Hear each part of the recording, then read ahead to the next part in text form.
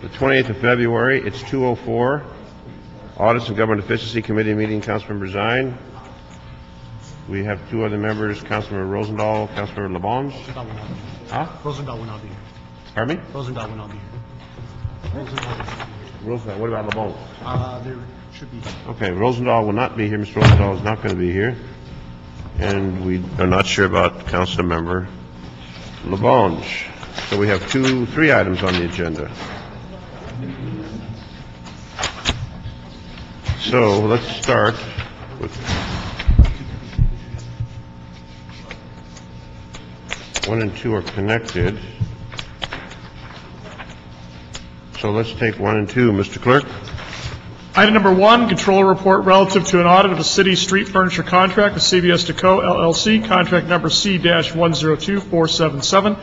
And item number 2 is Bureau of Street Services report response to motions Zion raised relative to instructing the board to report in regard to council file number 11-1658, methodology used to calculate annual fees paid to the city, and 3, all delays in approving site permits in connection with the city street furniture contract with CBS Deco LLC. This has also been referred to the Public Works Committee. All righty. Gentlemen, take it away. Rick Taguchi, Controller's Office. Wale Oriwale with Controller's Office, Audit Division.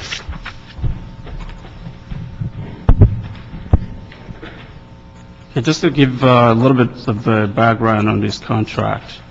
In 2001, the Board of Public Works, on behalf of the city, executed a 20-year agreement from January 2002 to December 2021 with Viacom Deco LLC, now referred to as CBS Deco, to operate the city's coordinated street furniture program. BSS, Bureau of Street Services, administers the agreement. The contract requires CBS Deco to operate a street furniture advertising program on the city's behalf.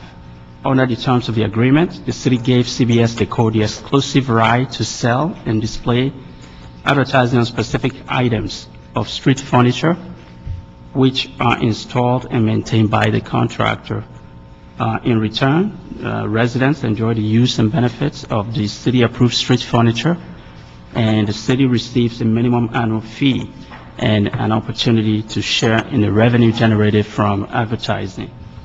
The city anticipated receiving up to $150 million from the contract. However, the revenue goal was contingent upon the city issuing permits for all furniture items as specified in the contract's projected rollout schedule.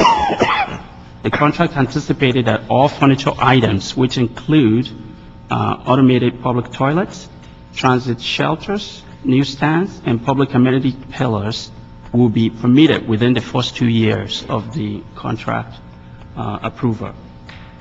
The primary objective of our audit was to determine whether the city has received all revenues it's entitled to under this agreement.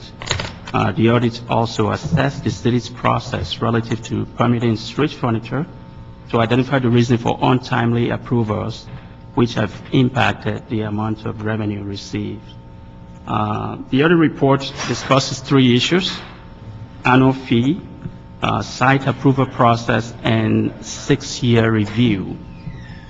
So I'll just go briefly onto each one of those. Annual fees. Through the first 10 years of the agreement, the city could have received at least $53 million in revenue. However, the city realized only $29.9 million, a potential revenue loss of over $23 million, primarily due to city's untimely approval of permits, specifically for pillars. As of December 2009, the city had permitted 69% of contractual number of ag panels. However, because both parties had an understanding that the fee adjustment was contingent on the city permitting each specific type of furniture item within a rollout period prior to advancing to the next period, the city is only receiving credit for 12.48% of those panels. According to the parties involved, regardless of the total number of permits issued, because the city failed to approve permits for pillars at specific locations requested by the contractor within the projected time frame, the program has not yet moved out of forced rollout period. City officials and the contractor stated that the approval of pillars within specific council districts during the forced rollout period was necessary to make the program economically viable for the contractor. By 2008, when the city had finally approved the number of pillar sites that had been projected through P4 of the rollout schedule, the contractor indicated it was no longer economically viable to make the capital investments for this structure under the current contract. Therefore, CBS Deco has not applied for permit to install the permits for those pillars. A disagreement arose between the parties with respect to that, and with respect to whether the city has really fulfilled its obligation and should be compensated at the P4 level from 2009 forward. Since 2007, there were numerous attempts to renegotiate the contracts, whether the contractor proposed removing the pillars from the agreement in exchange for other contractual modifications. However, none of the proposals were accepted. If the contract is not modified and the annual fee adjustment continues to be calculated, we estimated that the city could lose as much as $57 million in potential revenue. 57 in potential revenue over the remaining 10 years of the agreement. Therefore, we recommend that the city renegotiate the contract to the mutual benefit of both parties. The second issues that were discussed in our report is permit process. The contract site and permit process is very cumbersome and contributed to the untimely approval of the required number of permits. Based on our sample of installed sites, we noted that it took an average of 129 days for the city, this is all officers, to approve the sites and permits applications. The untimely approval was the main reason for the loss of revenue. Although the CLA previously recommended a contract amendment to address the site approval process, the amendment was never formally approved by the council. In order to maximize potential revenue under this contract, we recommend that the city officials and the contractor mutually develop and include a revised site approval and permit process as part of any future contract amendment. The third issue that we discussed in the report has to do with a 6-year review. The agreement requires a 6-year program review that would allow the city and the contractor to identify and discuss any issues and problems that were not originally anticipated, so that both parties could mutually agree on appropriate adjustments and modifications to the program to achieve the service and revenue goals contemplated by the agreement. A 6-year review should have been completed maybe around 2007. A 6-year review was never conducted.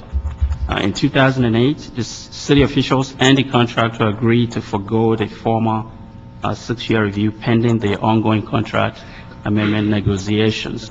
However, the contract was never amended. Though the program is now in its 10th year, 11th now, there remains issues relative to the program's full implementation that still need to be addressed. Therefore, we believe it may still be beneficial for the city and the contractor to conduct such a review and use the results to develop changes that are necessary to improve the program. Okay, we're joined by Councilmember Rosendahl, who we were told is not going to be here. I'll thank you for being here, and also Councilmember LeBon's just arrived. So we do have the full committee. That's item number 1, number 2, correct? That's just That's just. Did you have comments on number 2? Because we have both of them. We're doing them both at the same time. Do you have any comments on number 2 before we start asking some questions? What's the motion? That's the Bureau of Street Services presentation, I believe. Department? Right. Do you have any comments on that from your perspective? We have no comment. That's the Bureau of Street Services report, but if that's all you have on yours, then we'll ask you questions, then we'll go into them, but we're combining these together, 1 and number 2. So the question I have, was there a minimum fee that the city agreed upon? A minimum fee? Because we talk about 29.9 million due and then 57 million more could be lost. Was there any agreement to say there were a minimum would be paid to the city of Los Angeles with the contract? Because I remember clearly when this was brought to the council and the firm that was representing the company and how they were pressing to have this done and how we'd receive all this money, street furniture funds, and use those funds to help the communities throughout the city. I clearly reflect on those conversations and how this was done in council. But the question I have is the minimum fee. Was there ever a minimum fee that was stated the city would receive? Or was it all possibility based upon what they could generate from the advertising? Well, there's a minimum fee of $2 million a year. Citywide? Yes. Okay. So the minimum fee to the city was $2 million. And based upon the advertising revenues, there'd be a larger amount. It's a combination of the advertising revenues as well as what percentage of permits the city has approved. It's a combination of the two. It's the greater of those two numbers. But the minimum was $2 million. Right, yes. Okay. And then how many other cities have similar programs? Do we know? No, we didn't cover that as part of the Because review. I'm wondering if the other cities have the similar situation that we're having, where we're now looking for the dollars that were promised, but because of some process along the way, it didn't materialize, and now we're searching to find out those dollars. So one thing I want to find out is how many of the cities have similar problems with these type of advertisement from this company. And this may be a problem here, or maybe a problem everywhere. So one thing we want to do is follow up on that to find out how many of the cities have, and we just go to the large cities, the 10 largest cities, and see what they have or don't have. Maybe this is a continuous problem, or maybe it's a unique problem to us. And the 6-year review not done. Why wasn't the 6-year review not completed? And who was responsible to do that? Well, the city and the contractor were supposed to get together to do a 6-year review, Yeah, to who's- essentially look who was at supposed to do what's it? been happening. Who was supposed to do it? Who was, I believe the agreement mentioned the Bureau of Street Services, city attorneys, CLA, in conjunction with the contractors, were supposed to get together to kind of look at who the was- program and see. Who was the lead to bring it together, to bring them to the table? In other words, who would call a meeting and say, okay, we need to have a 6-year review on this particular, Right. which is now, you say 11 years? We still haven't done one. Right. It was agreed that they were going to hold off on a 6-year review pending negotiation, because they were going back and forth negotiating amendment to the contract. And, but the amendments was never processed, and that's our point is, we So can what- still do it. So who was responsible? Was Bureau of Street Services responsible for that? Yeah, I don't know that the contract specifically stated, but we would anticipate that BSS would take the lead on that issue. Someone obviously has to have the lead to bring them all together. Right. And the issue regarding the amendment of the contract, this was a 20-year contract from 2002 to 2021. You say contract talks took place in 2007. How come they couldn't come up with an agreement on a modification, and now it's 2012 and we still don't have a modification? What seems to be the hang-up? It's not clear. It looks like the department might be able to talk a lot about. Well, we're going to get to them, but I want to take care of this part from the auditor first, the controller first. Why there was no agreement? Yes. It looks like maybe whatever the contractor was proposing was not acceptable to the city. I think that. Okay, which draws me to my previous question about how many of the cities have this kind of problem.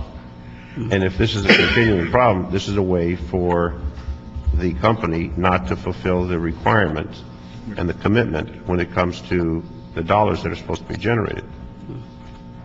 Because if they don't want to agree for whatever reason, and they have them up, and there's advertising, whatever it's generating, it may not be fully complete to their satisfaction, which draws out, and we don't get anything accomplished. And then we're losing $57 million, or thereabouts. Mr. Rosendahl, Mr. LeBonge. Thank you very much, Mr. Chair, and I appreciate these items coming before us. Unfortunately, I'll have a conflict shortly because I have a huge school issue before Plum, where literally hundreds of people will be, and I need to go there as well, so I beg your forgiveness when I do leave. I'd like to put a little historic points in here, and I'd like to ask Ron Oliver and Lance Ware to come on up and be able to respond to what I say and give us an update of where we are. For the record, when I was chair of Public Works, I received updates on this contract from city attorney, CLA, the contractor, and others on the following dates. June 6, 2007, October 3, 2007, October 17, 2007, December 11, 2007, and December 16, 2007. I also put in a motion, as many of you know, on January 15th by the council. This matter, with all the status updates, came to the full council on January 15th for discussion and action. On that 2007, 2008. 2008. Okay. On that date, I submitted a motion asking for the council offices to approve permit requests and move ahead with the 6-year review. As Public Works Chair, I spent a lot of time and energy to get the 6-year review done. Despite our best efforts and those of city staff to move ahead on the furniture installation and recapture some of this lost revenue, we were never able to do. Due to the fact, this is the fact, that council offices, and frankly including my own, took advantage of the veto power provided in this contract that require quantities of furniture were never installed. As I understand it, roughly since 2009 to the present time, the state of the economy has not helped matters either. The contractor has not been able to sell the ad space, so no installation has taken place. Of course, the contractor needs to respond to this too. This contract was a bad deal to begin with. The amount of street furniture proposed to be placed by the contractor in CD4, CD5, CD11, and CD13 was disproportionately allocated, and yet the annual allocation, thanks to Ron Deaton, to each council member was and still is split evenly among all 15 districts. Okay? Obviously, they didn't want at that point, the contractor, to place furniture in districts where it would not pencil out for them. I disagreed with their logic. I said, just don't hit up us 4 districts, overwhelm us, absolutely put it in such a situation that was beyond tolerable. And frankly, we took in the 11th district, just to digress for a second, a lot more street furniture than my district wanted to take. But it was this theory by this vendor that we are the folks that are going to buy into this advertising and make it work, and the rest of the city wouldn't. Well, I resented that to begin with, but I put more in my community when I became chair than had been in there before. But we had had enough in our district. Because how dare you say all 15 districts share in the revenue when only 4 districts are being overwhelmed with a lot of advertising that not all of us agreed made sense. I really do not believe the city staff in any way, shape, or form should be blamed for this matter. I don't need any game plays from the controller about the city staff. They did a heck of a good job. It was the reality that it was a bad deal to begin with. And I really want to thank the city staff for their hard work on this contract and their efforts to continue to negotiate amendments to this deal, which hopefully will enable the city to obtain some and all of this lost revenue. And if I could get an update from both Ron and Lance where we are, where it went as part of the record here. Currently, we are still pursuing, Lance Awisha with the Bureau of Street Services. Currently, we are still pursuing remediations to the contract to actually follow through with many of the recommendations presented by the auditors. We are still pursuing the 6-year review. We'd prefer to just call it program review because we're way past 6 years at this point. Right. We actually suspended it once again because we were pursuing an amendment that would have resolved a lot of issues noted are required by the 6-year review. Now we're back on track with that again. We're trying to get that done, and we actually have a meeting set up next week to reinitiate that conversation with CBS Co.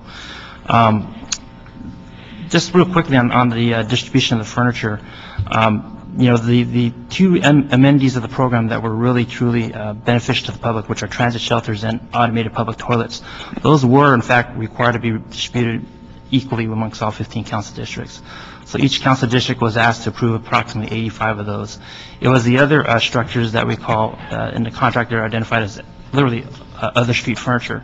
That was the contractor was given discretion to place those to the mutual benefit of both the city to generate revenue, and that revenue is actually required to support the other element, which is the automated public toilets. And the contract was really packaged together that way so that we could get the automated toilets and make our anti-urination defecation ordinance enforceable. And so therefore the breadth and scope of the process and the requirement to have furniture in certain districts that are going to generate more revenues than others. Ron, do you want to add to that?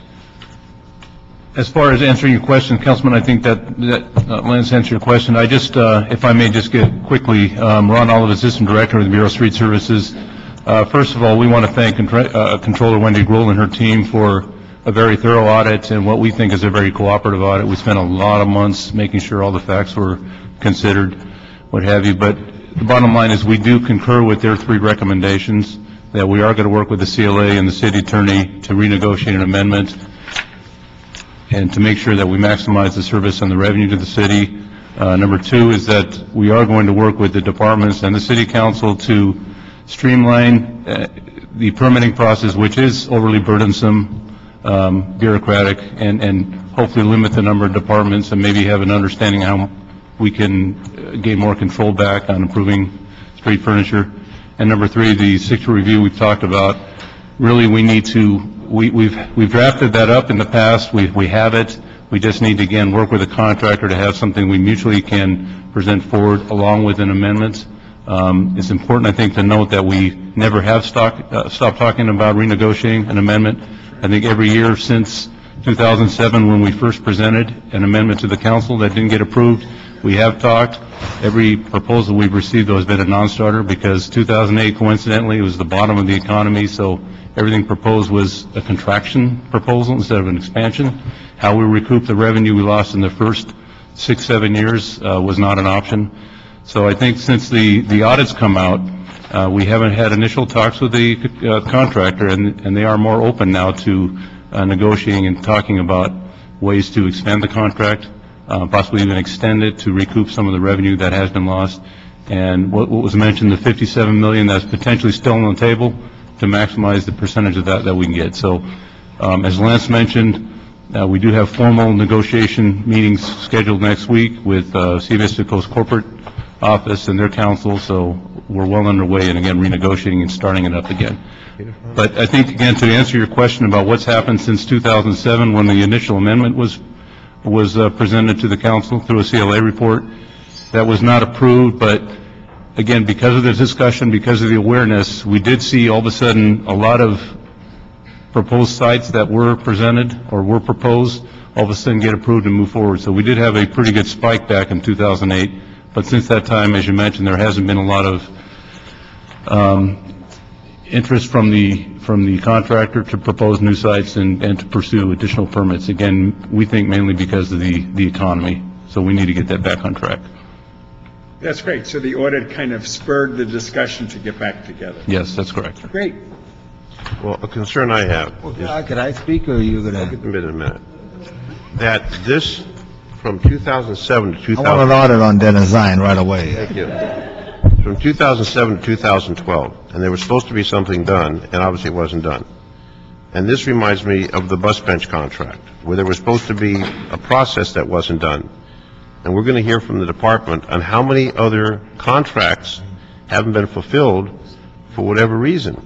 And if we're talking $50 million, that's a lot of money that we're not collecting that we should be collecting. Well, the economy has softened, but the fact is, they entered a contract, we agreed to that, and there was supposed to be the revenue share, more than $2 million a year. And my concern is the departments, all of them, need to be up to date and do the audits and do the reports, because the controller comes out with this, which really is embarrassing, since we have this financial problem in the city of Los Angeles, and it's just another example of us not doing what we're supposed to be doing along the way. Now, you talk about 2007, this is 2012. I know the city is slow as a snail, but it gets to the point of ridiculousness. They got their contract, whatever revenues. I don't see any blank Infinity Decor advertisements. I don't care where it is. They all have some kind of advertisement. Now, maybe they don't have the volume that they originally wanted, but they're raising money for it. And if you look at their records, I'm sure they're not on the verge of bankruptcy, yet the city is struggling for survival, and fire stations in Mr. Rosenthal's district, my district, don't have the proper deployment because we don't have the funds to provide it.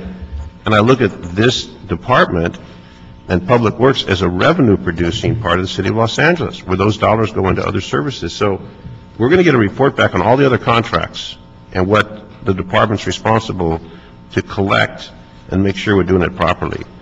And I'll tell you once again, if we were a business, we would have been bankrupt a long time ago because we're not running it as a business. We can't let things go from 2007 to 2012 and have these discussions that go nowhere, and then the controller does an audit that says, hey, folks, someone was asleep at the switch.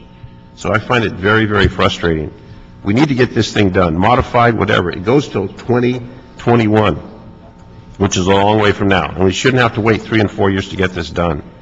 And if certain districts, you mentioned 4, 5, 11, and 13,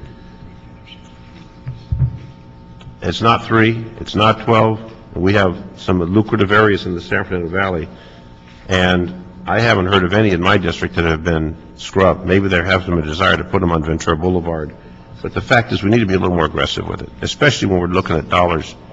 And in this case, $57 million more could be lost if we don't do this. So obviously we have to do something to make it happen. So I find it very, very frustrating. Now the next frustration by Councilmember. No, all these things, I think Public Works should be, and street service should be in the business of taking care of streets. Who's for the CAO's office? No one's here for the CAO's office. So it just shows you there's a missing link. You should be doing the job that you do and taking care. This administrative side, Mr. Zine, should be put on the lap of the CAO or whoever is the business agent to help Public Works, because you should be focused on every street, every tree, everything that needs to be fit for the business side of it. Okay? Now, to answer Mr. Zine, right now we're going through redistricting. I'm losing between Hoover and Vermont Western Avenue, between 3rd and 6th. Okay? You know the city, Mr. Roosevelt? Well, you were in television for many years. You were a motor officer. We love I know. I'm losing that much. Now, wait a second. I was a fireman. That area there that's their block. Hoover to Western. I'm being replaced from Laurel Canyon all the way to the 405. The point I'm making, Mr. Zine, is the density of people is where they put advertising, and the density of people where the bus lines are. So this was done, a strategic plan by business, because we got out of the business that Norman Bench had. Is Norman still around? We have a replacement contract for benches. Norman's gone. We asked someone to do it because we couldn't do it, and every action is a reaction. And because our inability to do this, where smaller cities, tonier cities, if you want to call it, could create nice little public spaces, we had to go in a partnership. Our fault is that there's no one from the CAO's office that helps from an administrative side to say, this is what we have to do. Where's our business goals? Your business should be fixing streets.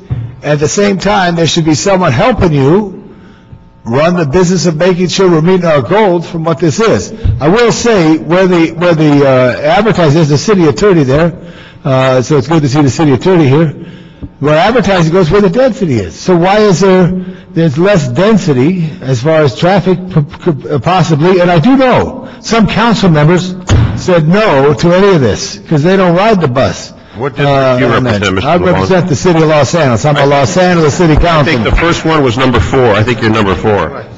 And number 11. And number 13. But I think, though, and maybe the Board of Public Works could answer the question, does there need to be when General Services was created, Mr. Bradley said, why does the Parks Department have a shop, a sign shop, and this department has a sign? Why do they have all these departments have their own individual things? There needs to be some general services for finances for Public Works if we're going to meet our goals. I'm just saying, and you're a business executive, Mr. Rosendahl, so this is the only thing I would say, how you create that, because this will come up again. But do we have a dollar number, what got to the room 100, whatever the treasury is at City Hall? Do we know what, can anybody from the treasurer's office here? God, I'm striking out. Controller's office here. So controller's office. They're right there. I know that. Your controller's office. Any collections? How much came to 200 North Sprague Street? Which is from this contract. This contract? Yeah. Oh, 30 million, about 30 million. 30 million. That's a pretty big chunk of change. That's a lot of task forces if you could apply it all there, Mr. Zine. So but it should have been 57 or 53. It should have been more, okay? But the bottom line is, The controller does the audit. We know there's an issue. We know there's a problem. We know there's a stalemate on this contract. And if we're going to modify it and extend it, we can't keep going on the same path till 2020. We need to do something with it 2021.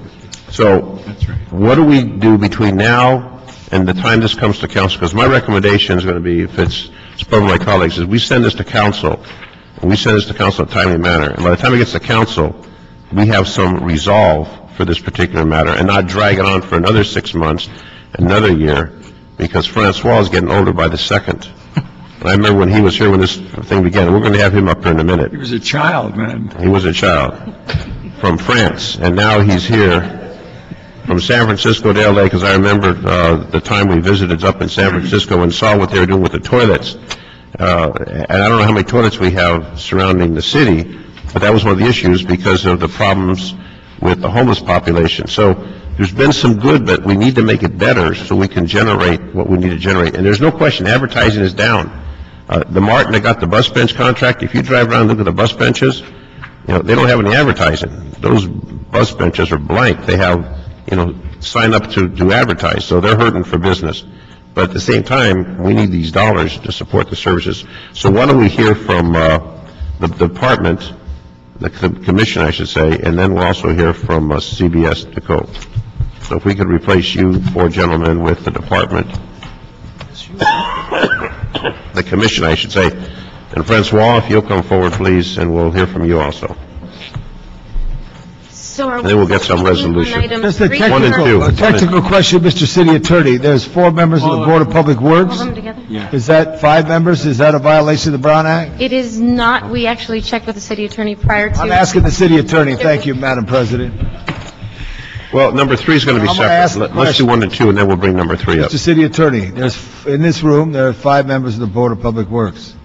Is that any problem with the Brown Act? No, the board is allowed to appear at an agendized public meeting of another body, so they are here. What they cannot do is sit in the back and talk amongst themselves about issues that will come before them, but they are allowed to come here and they are allowed to speak to you. Thank you. Are they all spread around the room so they don't have any kind of a conflict?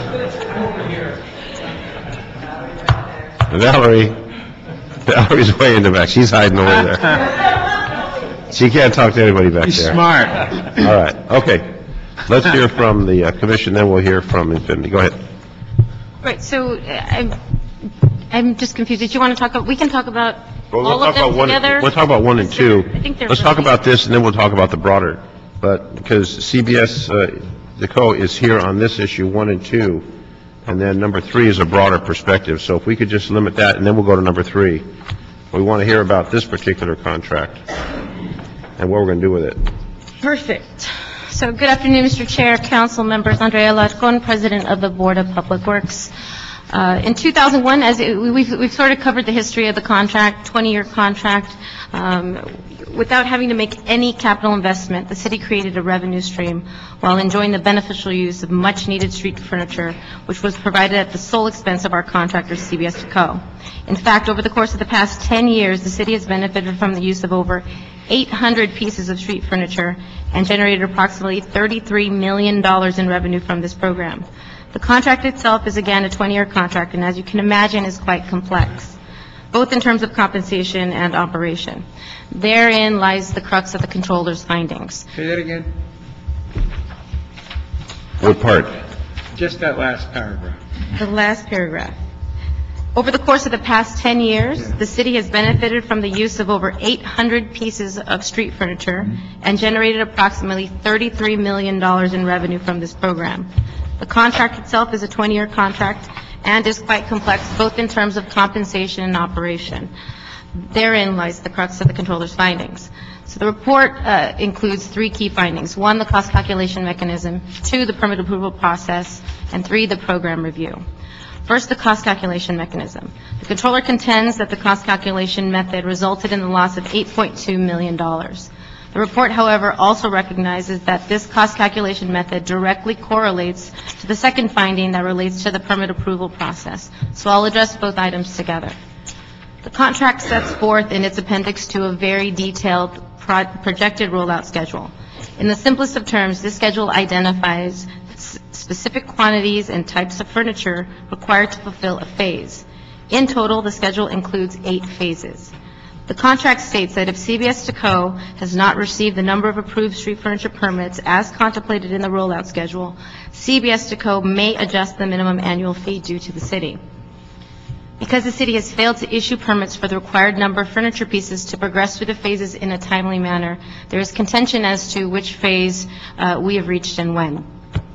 When this contract was originally drafted and executed, all parties, including the CLA's office, the City Attorney's Office, the Bureau of Street Services, and CBS Deco, understood the mutually agreed that progression from one phase to another would require approved permits at the numbers set forth in the rollout schedule for all types of furniture. Early in the administration of the contract, it became apparent that the city's permitting approval process, which rested largely in the hands of council offices, was too cumbersome and impacting our ability to maximize revenue potential. Accordingly, the city, led by the Chief Legislative Analyst's Office, dating back to 2005, submitted numerous communications to City Council noting these challenges and recommending very specific contract amendments which would have rectified these procedural and permitting challenges. I think Councilmember Rosendahl, you referenced all of your leadership as former chair of the Public Works Committee, and by all means we want to thank you for your acknowledgement of the time and effort that staff put forth in conjunction with the CLA's office, City Attorney's Office, to move forward on the contract amendment, because it really is the crucial component of both the audit and any negotiations moving forward. But it wasn't done, though. All attempts to garner a contract amendment to no avail. Okay. Unfortunately, without a contract amendment, the board and the Bureau of Street Services are hindered in our ability to maximize the benefit of this contract, and we concur with the Controller's recommendation to continue seeking such an amendment. Accordingly, immediately following the release of the Controller's report, on January 17th, I held a conference call conversation with all parties, including the CLA's office, the City Attorney's Office, the Bureau of Street Services, the board, and CBS Deco. The goal of that conversation was to reopen the dialogue around a contract amendment, and moving forward, CBS Deco representatives will be flying in from New York on March 5th, March 6th, and March 7th for preliminary negotiations. We hope that through that and subsequent conversations with CBS Deco, that we'll be able to reach an agreement that is amicable to all involved. For the record, our formal response to the Controller was submitted on February 10th, and the Controller's response to our response was released this past Friday, February 27th. Per the Controller's response, because resolution is largely contingent upon the approval of a contract amendment, the Controller has deemed the recommendations as, quote, in progress. I'm joined by my colleagues as well as the representative of CBS Deco, and we are happy to answer your questions. So when do we think we can find closure? I think that the city, in terms of the Bureau of Street Services and CBS Deco, I think we have established a fairly strong working relationship, and I think we are very close to coming to mutually beneficial terms. It is really the council approval process that has historically hindered our ability to move forward with that. Okay. Francois, what do you have to say for yourself? Good afternoon, Mr. Chair. My name is François Agnon. I'm Just a technical question. yes. Are you happy about the Academy Awards? The only film of the 9 nominated for Best Picture was filmed in Los Angeles, totally 100%. Congratulations to the artists. Thank you. Thank you. I'll let them know. Thank you. So I'm the co-managing director for CBS Deco, and I've been in that position since the day one of this contract. We are the contractor that provide all the bus stops in Los Angeles and other street furniture amenities. We have submitted extensive material back to the city and the Controller's office, who actually was a member of the City Council when the contract was awarded and voted on in late 2001. Despite some concern and outright disagreement, the company has had a very strong relationship and partnership with the city. The city's team, which administers the program, has worked very hard with the company to produce some positive results in the face of a permit approval process, which, as the Controller mentioned, is quote-unquote cumbersome. The question is, if everyone wants a streamlined permitting process, why do we have such a process in the first place?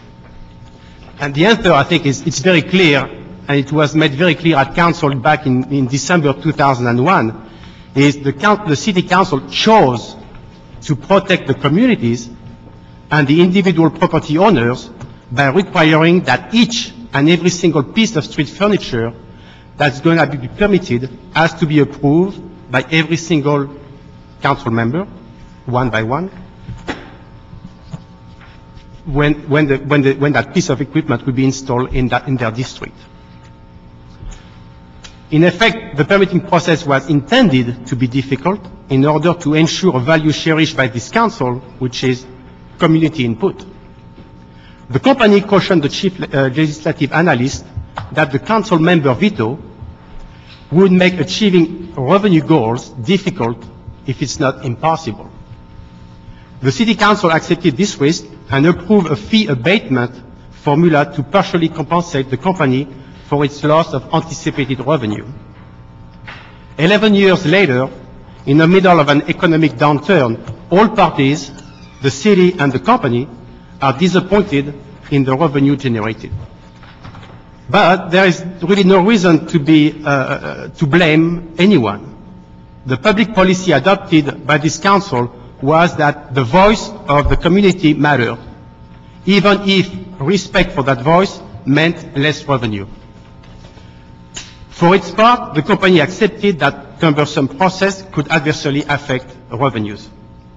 Nonetheless, all parties should be pleased with the results that have been produced together, while giving each community and each council member the right to be heard. Today, when revenue is hard to come by, it may be time to reconsider the permitting process and the limits on revenue contained in a contract. There is sadly a significant problem because of the remaining period of the contract does not really allow for much more investment at this time. The revenue advertising, which was lost in the first 7 years of the contract, simply cannot be recaptured now. Nonetheless, we are very committed to working with the city and with the city council to address the concern of the council, the controller, the city administration, and the company. All agree have hampered the revenue potential for this contract. Thank you very much. Be happy to answer any questions you may have. One thing I'll say, from my personal observation, is your crews do a great job maintaining the cleanliness of those locations. Thank you. Frequently, I see them there late at night, cleaning them up.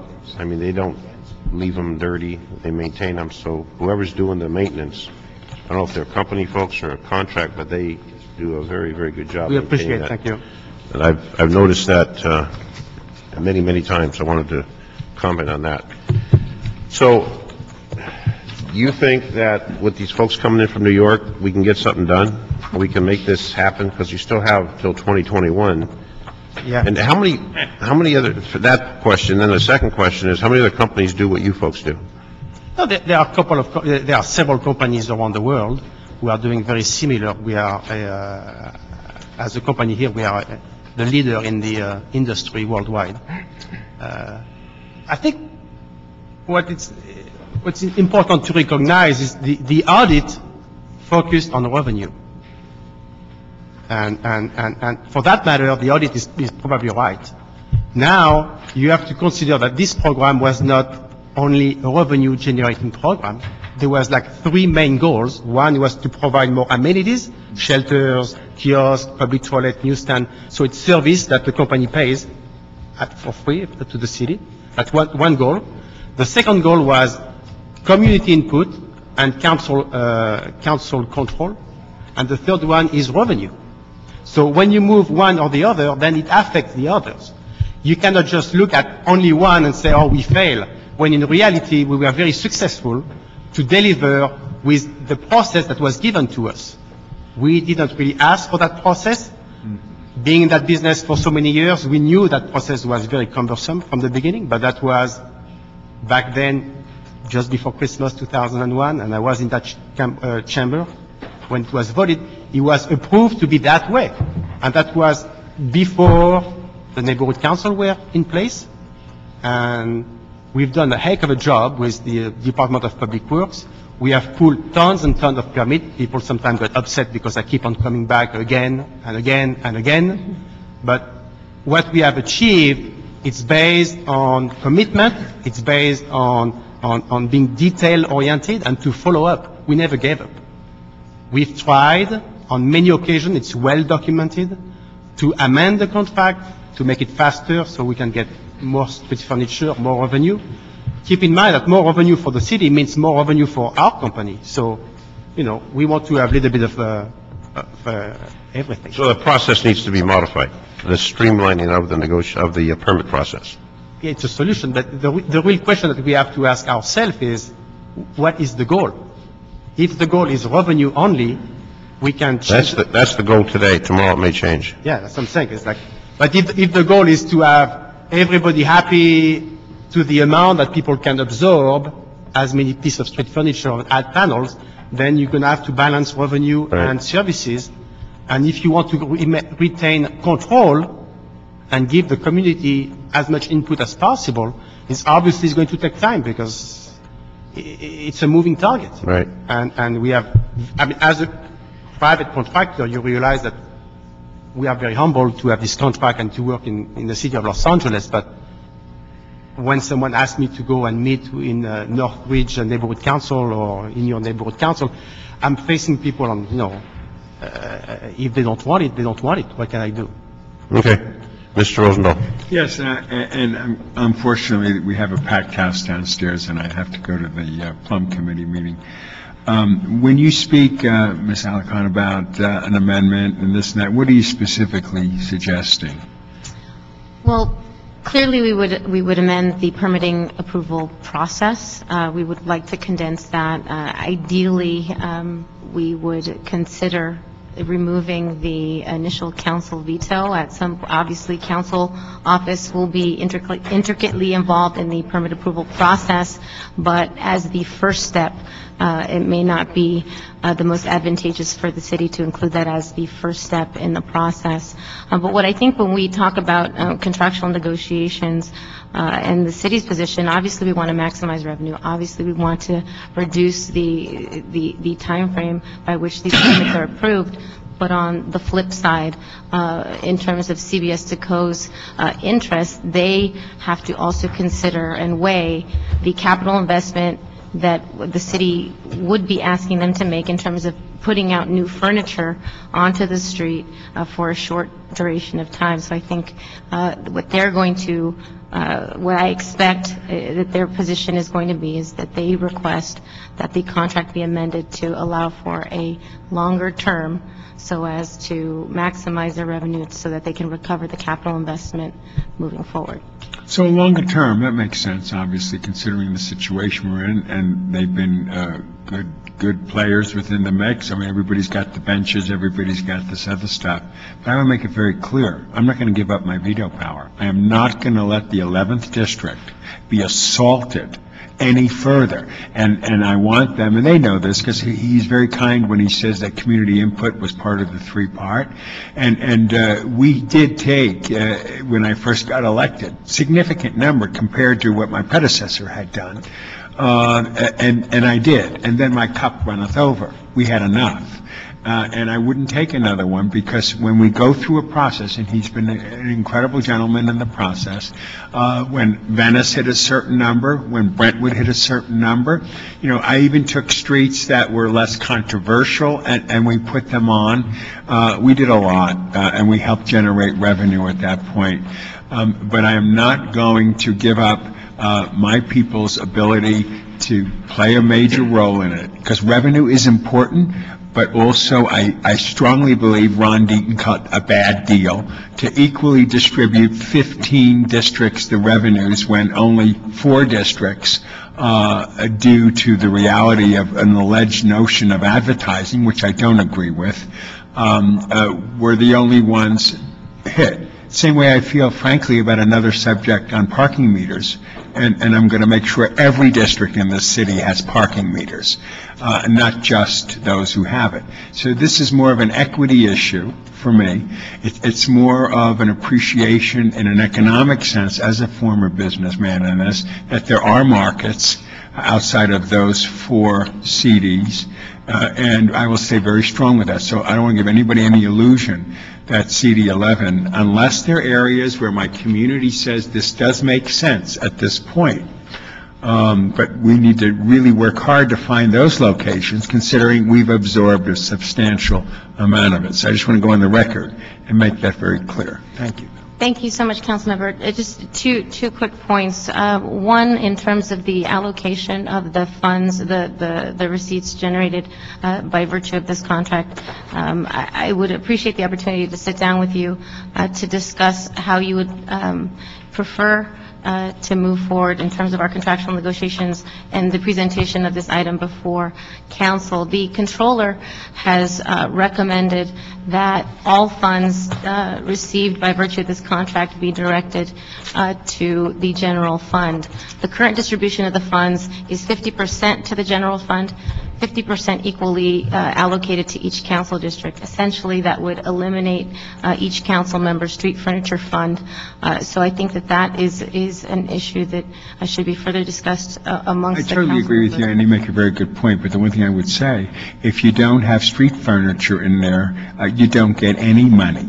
So it's no ticky, no shirty. It has directly related to the impact or the situation in your district. You should get that street furniture money. It is an incentive to put the street furniture up in your district, and pro rata, depending upon the number of signs and issues that you deal with, you would obviously participate in that revenue, because, you know, that street fund money is used in a dramatic way to improve the local communities. I use it, like right now, I want to clean up the Westchester sidewalks there, and some of that will help us buy the parcels of land that need to be bought. So it's a good use of the money, and every one of my colleagues uses it, I think, very efficiently. As I know we do in our office. But I just don't think it's right that you share in the revenue when you don't share in the reality of having that furniture. And also, I would be open for a discussion about how we distribute it and what we do. But it's just unfair to the 4 districts that have had the street furniture to see that kind of a distribution. So I don't agree with what they did in my predecessors when they made that decision. Yeah. So one thing. Your point in terms of social equity is well taken.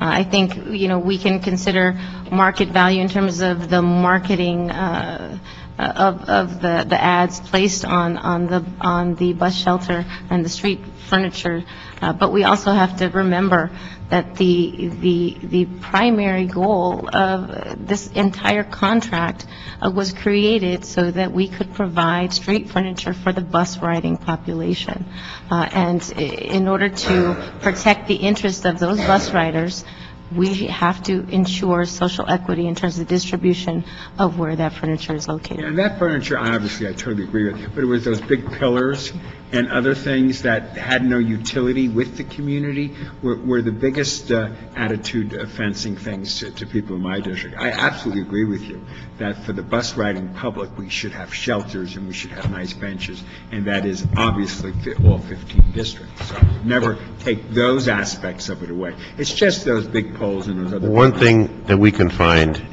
when this goes to council, a breakdown from each council district. You mentioned 800 pieces throughout the city of Los Angeles. District 1 has so many shelters, so many stanchions, so many this, so many that. And that way each district will know, because I don't know how many I have in my district, but the fact of the matter is Mr. Rosendahl is concerned about the 11th district. 800 pieces citywide doesn't seem to be a whole lot of pieces, to be honest with you. Yeah. So if we can have that broken down, and then we would have that distribution shown, this is what each district has, and that'll answer that question. And in addition, we do have this right here? Yeah, so I didn't know we had it. I've transmitted it to your office prior to this hearing. Okay, so we do have a breakdown. So District 8 is number 1, District 12 is number 2, District 3, District 6. So you're number 14. Well, no, I think you're actually referencing a much more convoluted spreadsheet, which breaks down the type of furniture, and the ranking is not consistent for each of the types of furniture. Do you see how it says shelters, packs, pillars? Yes. The ranking is not equitable. by virtue of the spreadsheet. I'm looking for, there's a separate spreadsheet. Oh, we don't want to go over it now, but let's have that, so that'll give every council member the idea. Also, we try to be a business-friendly city, at least we keep saying that, and we have a permit process that's very convoluted. It doesn't make it a very comfortable environment. So one of the issues we want to do is how we can streamline the approval process. We want to come back with how can we streamline to make it better. So I don't know if it takes 6 months or a year, or whatever it is, it's obviously not working for the people who want it. It's probably not only this contract, but many others, where we have this streamlined we need to streamline that. So we'd like to look at that. And on Mr. LeBlanc, do you have anything else on 1 and 2? Yeah. Okay, number one, absolutely density and the bus routes are what we do. I think a lot of this drive was, correct me, Ron Olive, because of Norman Bus Bench and all the problems with bus benches. Is that a correction on this, that this new type of system came forth, that someone would take this over, this business? Because really it was a mom and pop. What are you saying, Ms. Alarcon? There are two separate contracts that pertain to street furniture. There is the CBS Taco bus shelter and other types of furniture contract, which is what we're discussing now. The Norman bus bench contract that you're referring to is a 10-year contract that's separate and apart from. I understand, but I'm going back to history. What caused airplanes to be developed? People wanted to fly. What caused the transformation, Madam President, of what were bus benches? This was a new way of trying to put shelters. We didn't even have, there was no Norman bus shelter. So it was a transformation of street furniture. And also some guidelines, I think, from the planning department that created these type of things. And also so that people wouldn't sit on the whole thing vertically, or horizontally, rather, in some way, so everybody have a piece of the public space. Is that correct, Ron, what I'm saying? Well, Councilman, again, Ron Olive with Bureau of Street Services, the two programs, the two amenities really have to be separated because, again, the shelters require a much wider footprint on the sidewalk. I got that, but what drove this was there wasn't shelters for bus benches ever, correct? I think it was the realization that our public right-of-way provided an opportunity for both a public and private partnership. One, we have a bus ridership, I think it was for an amenity that developed that wasn't possible before. Right. What I'm just trying to say, we don't have to argue the point on this issue. But with that being said, as we go forward to look at these opportunities, but I still want to think, for you're the head of the podium, I made a statement about who does the business of the public works. I like the public works to do the public works in the street. Who watches the business? Well, Is contract administration do this? Who watches this business? So there's the Bureau of Contract Administration. They have the oversight of our construction contracts. So this is not a construction. I know. So who watches this business? This is managed by the Bureau of Street Services. Why doesn't it go to contract administration? Why does it? Because why should we burden you? Well, it's really more the furniture and the amenities rather than the business end of it. I mean, the Bureau of Street Services really... The controller brought you here because of the business side. Again, we're the oversight for the coordination of all the street furniture in the city, the streetscape elements, again, the pedestrian linkages, everything that goes along with again, the streetscape plans for the city. So again, you don't want a hodgepodge of different styles, different colors, different... I got all that. I just don't understand for the business side. I think your question is in terms of operations. Clearly, the Bureau should handle that component of the puzzle. But I think in terms of the administration of the contract, I think there is a lot to be said about having the CAO manage the revenue generating component. Or the CAO or the contract administration or whomever. I don't know. You know, I'm just speaking it out. We can restructure government another day, but right now we need to take care of this matter. Oh, I'm on this committee, Mr. Zine, and I gave me a minute. No, but I think that's what you do in audits. If you want to be a controller, you got to call a new play, and then maybe a new play. We're talking about this particular subject, and if we want to do something to restructure... We know each other well, so we talk frankly and bluntly. We can do that. We can make a motion to restructure, and I'm just asking the question, and the CAO's office is not here. So I'm asking the CLA to do a communication to ask them to weigh in on this. How do we do all this business? What shocks the people is we wake up one day, because all we're trying to do is what's right for the people. All we're trying to do is clean the streets, prepare the streets, create life for the streets, have people turn their cell phones off when they're in a public meeting, etc. That's all we're trying to do. But who oversees this from the business? Because it is somewhat embarrassing that all of a sudden there's an LA Times or a Downtown News or a daily news story that says we're not doing it right when we're trying to do it right. So I'm just looking to have this, I'd like somebody to say what's good about the city. And these shelters are good about the city if they're appropriate and if they work on it. And I do support Mr. Rosendahl. You got to leave it to the council office because they're as close to the community and the neighborhood associations, not just neighborhood councils, as anybody. Mr. Zine. So, there is precedent for having the Bureau manage a permitting process, but also have the CAO or another city entity administer the contract. For instance, in special events, there are permits that are governed by the Bureau of Street Services for the marathon, for instance, but the contract itself is negotiated and administered by the CAO. Got it. It is. But let's follow up on that, Mr. CLA. Okay, Mr. Zine. Let me talk to the guy on the phone. Come on. All right, Chief, let me Chief. He's talking to a chief. What chief? You got to say what chief? It's the chief, okay? He's The got chief? some issues, All I'm right. trying to help him out.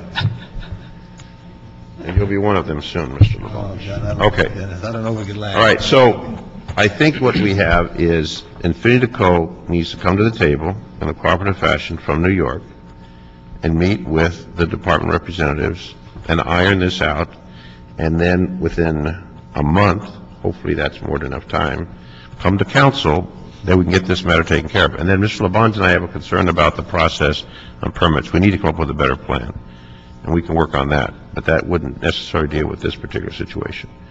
So I think with the concurrence of Mr. LaBonge, that we will move this, we'll note and file, move this forward to council with the recommendation that we have a plan that we can implement in council, or we can bring to council, hopefully implement. And the bickering back and forth where I don't want it here, I don't want it there, the neighborhood councils, we need to come up with something to streamline this, so you don't end up getting a runaround, you don't get anything done. So obviously, you make more revenue, we make more money, the community has a place if they need the public transit. And as gas goes higher and higher, which is predicted to be $5 pretty soon, the projection is more people using public transit, which they need to have these shelters for that particular purpose. So with that, Mr. LaBonge, if we can move this to the council with Yes. those recommendations. I think it's a great idea.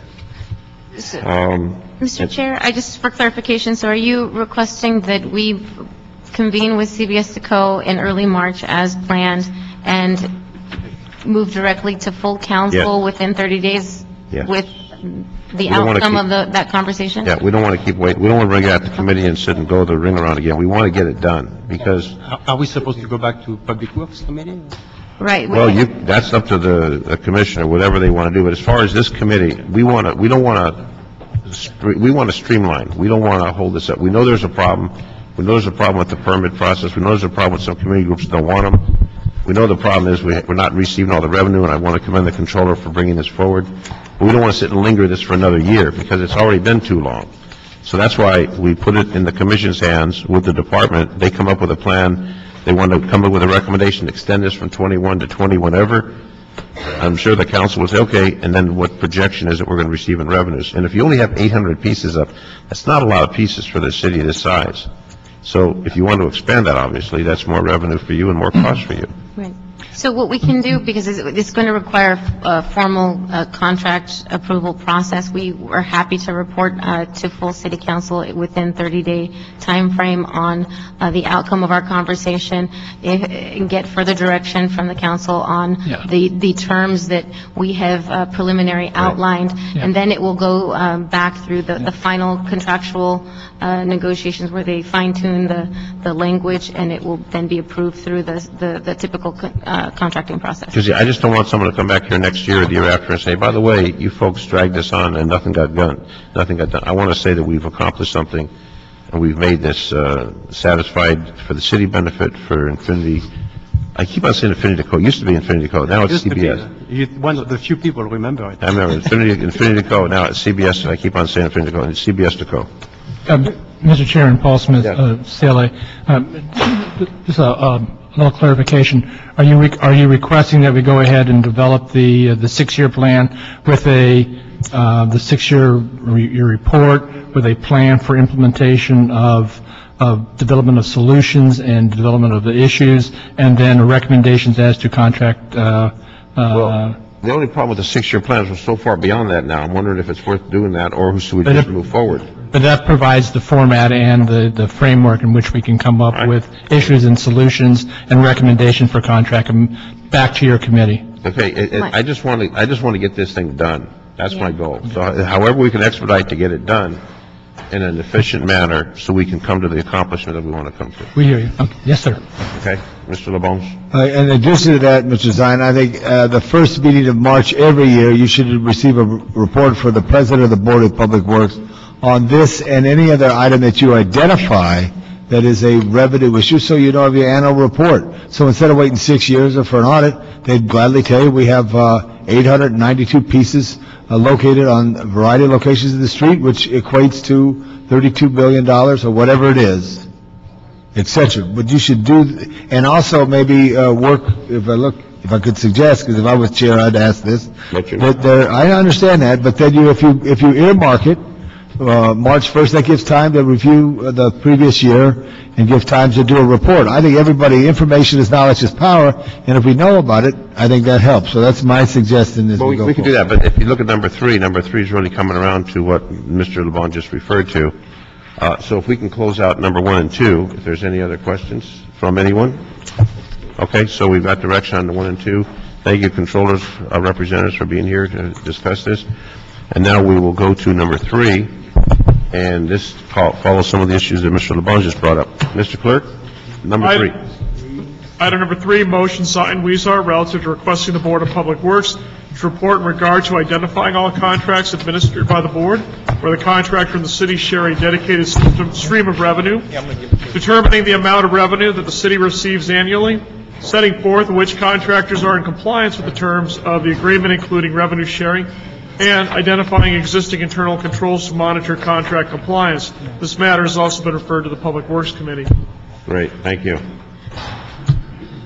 All right. Good afternoon, Mr. Chair. Again, Andrea Alarcon, President of the Board of Public Works. I'm before you today to provide a preliminary response to the Zine-Weezer motion introduced on September 30th, 2011. For the record, Mr. Rosenwald has left the meeting, and Mr. LeBon and I are still here. We do have a committee. Go ahead. The motion instructs the Board of Public Works to identify all contracts administered by the Board where the contractor and the city share a dedicated stream of revenue, to determine the amount of revenue that the city receives annually pursuant to those contracts, and to ensure compliance. Based upon a review of all contracts administered by the Board, it must be said that the Board itself does not administer any such revenue-generating contracts. Currently, the Board administers approximately 27 contracts. However, none of those 27 contracts is revenue generating. Instead, these are typical personal services contracts for graffiti removal services managed by our Office of Community Beautification.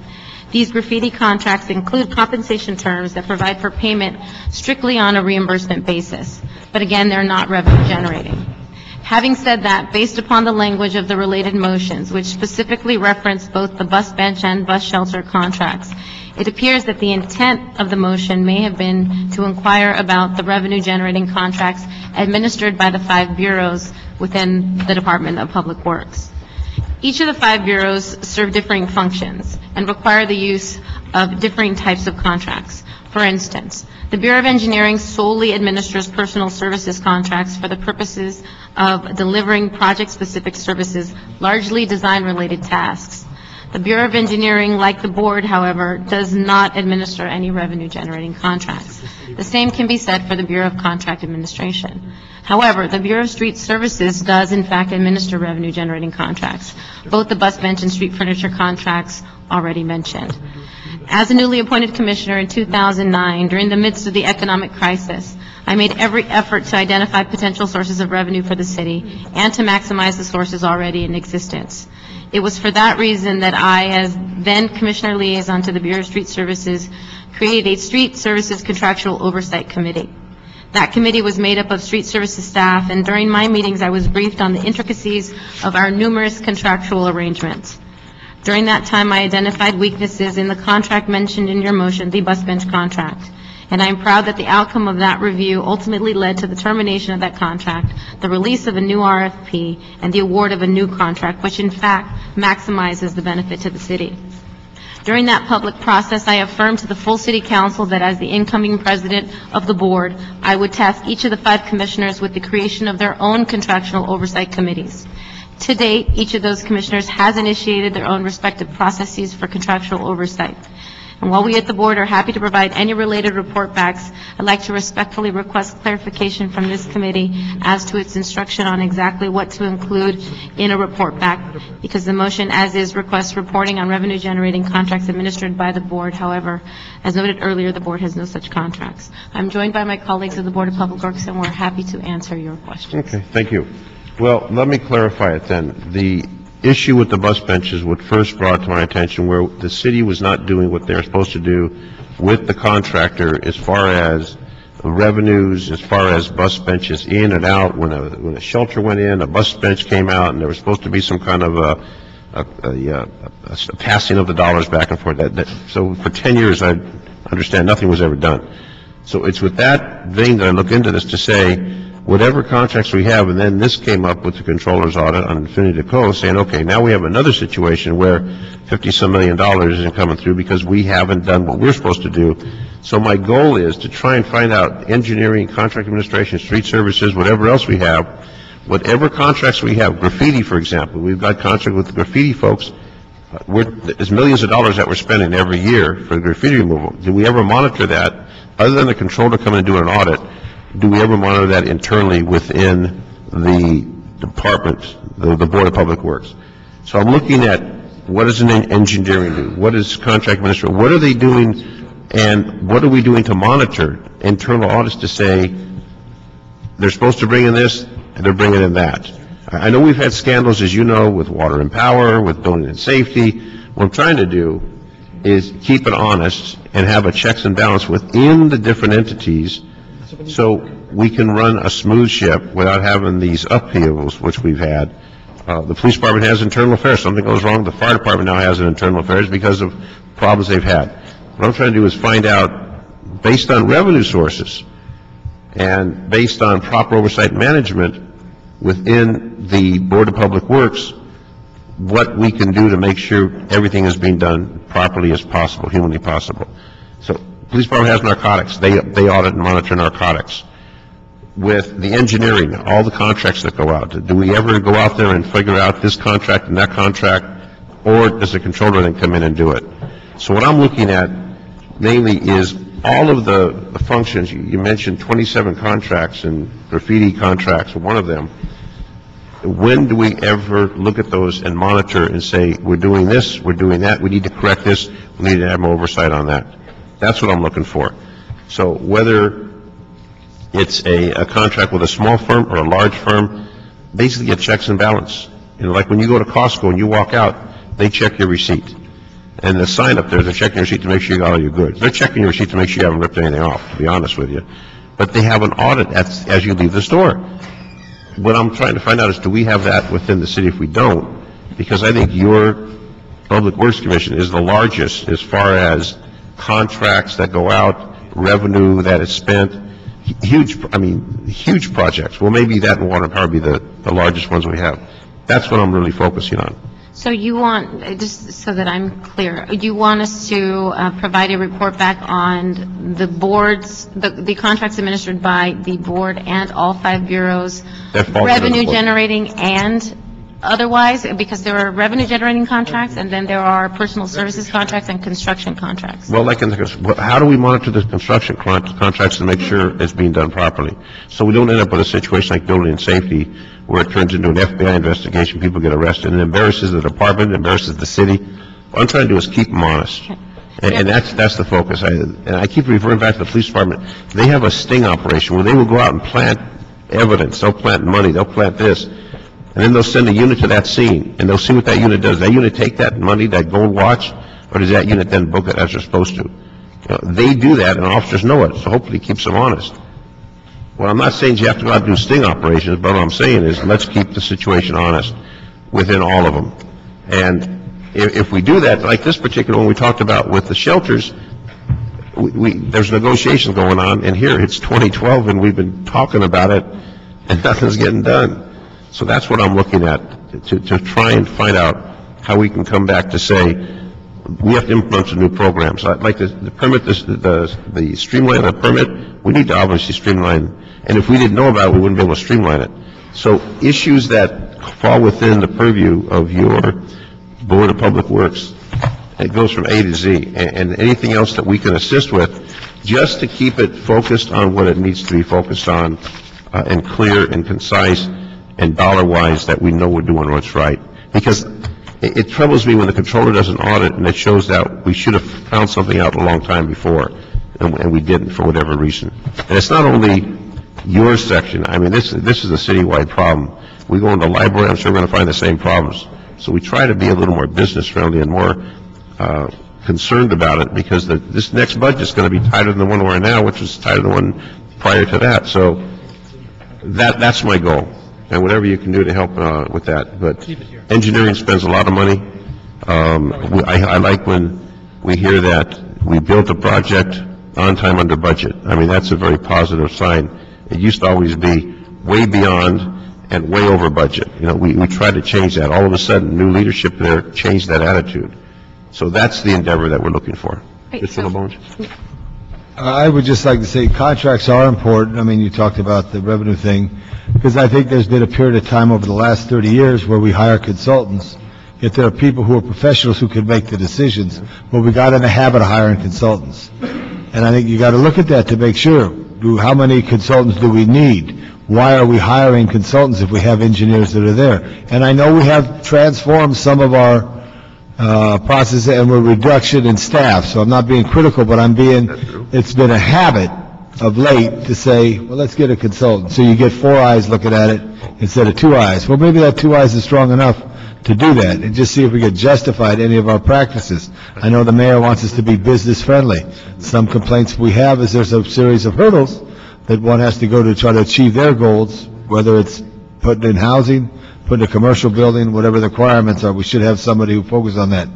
On the revenue, though, I think it's pretty easy. So look at everything and see. Public Works is right. You know, public safety is the most important thing. But if the street is not clean, and it doesn't have the street furniture and the street lighting, people don't go there.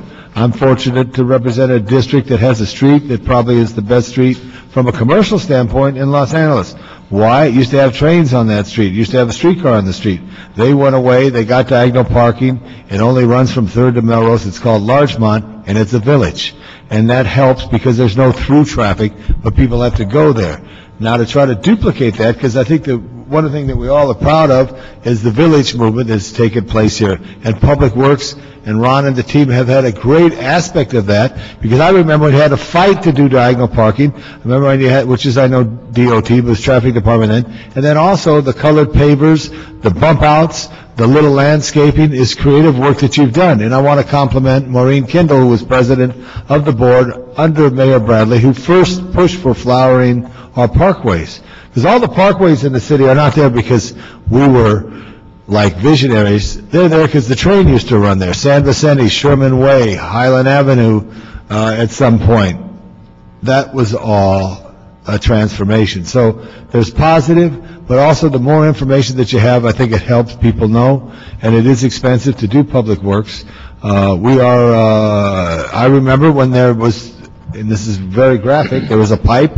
It went out 3 miles out from El Segundo, from Hyperion, and we left what we left there in the ocean.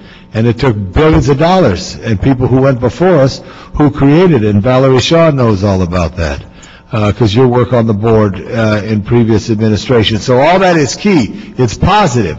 My biggest problem is drains, and this is drains that are not clean. And one effort here that I want to see, I'm just, as I said in council today, I want to transform and take street cleaning from street services and put them together with sanitation, because the same trash that didn't get picked up is now in the drain and all of that others. But that's for another day. Valerie had a question. I just have a comment. Not cool. Yeah, this fix the mic. I'm fine. But you got to get on the mic, though, so they can record the... She's got a fine voice, whatever, cold or not. As you know, we have an elaborate system to monitor personal service contracts and construction contracts. And so perhaps you might want us to focus on the revenue-generating contracts. We want it all. You want it all? But, okay, so we already have the... Just explain the other thing, too. If it's justified, I'm for it, but I think what Mr. Zine said, he's looking for everything. I don't think we want to have a mistake. You know, there's checks and balances, that's all, and make sure your checks are balancing out what the process is. See, building safety was the most horrendous when it came to corruption. Right. We want to make sure that we don't have the FBI coming into L.A. and doing more investigations when we could do something to prevent something from happening. Absolutely. That's my issue. And two, they rotated, they didn't rotate, which you got to rotate. There's a whole bunch of issues. I understand. The problem is they shouldn't have been city employees because they were on the take, and that's the bottom line. It's like a cop who's on the take, shouldn't be a cop. But there needs to be some clarification on 1 and 2. On 1 and 2, note and file and recommend with the plan that we discussed that's going to come to council. And on number 2, that's going to go forward also. So if there's some clarification that you folks need, let me know. You good with it? Okay, everybody understand where we're going with it? Yep. Infinity Co., you will not go to France until we get this thing done. I don't care who won the Academy Award. All right. Andre, you have anything else? Yep, no, we're good. I will report back on all personal services contracts, including consultant contracts, construction contracts, and revenue-generating contracts. Thank you all. An item. Yeah, that's going to come back. The 3's coming back to committee. Okay. Number 3. Yeah, okay, thank you. We're done. Are we Adjourned. continuing item 3 then? Oh, well, number 3's coming back here.